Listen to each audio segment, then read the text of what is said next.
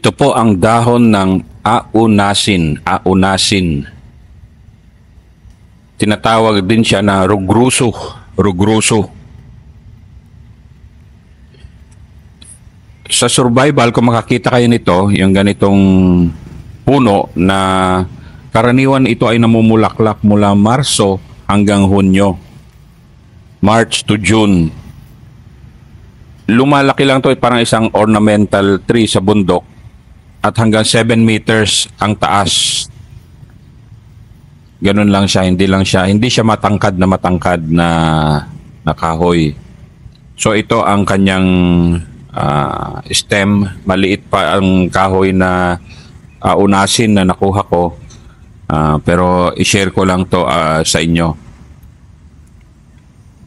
Ang mga ugat ay maaring gawing decoction na maaring inumin upang gamutin ang infection sa ari at upang mapawi ang sakit ng ipin. Yan ang aunasin. Infection sa ari at para sa ipin. Ang isa pang gamit medicinal ng aunasin ay ang mga dahon ay maaring gamitin sa labas upang gamutin ang pananakit ng ulo.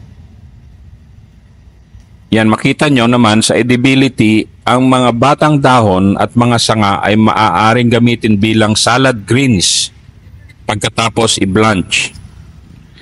Karaniwang itong hinahalo sa sibuyas, kamatis, bawang at asin, yung mga batang dahon niya, talbos niya.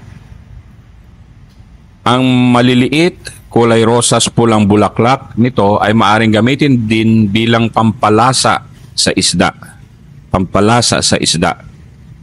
So yan po ang aunasis.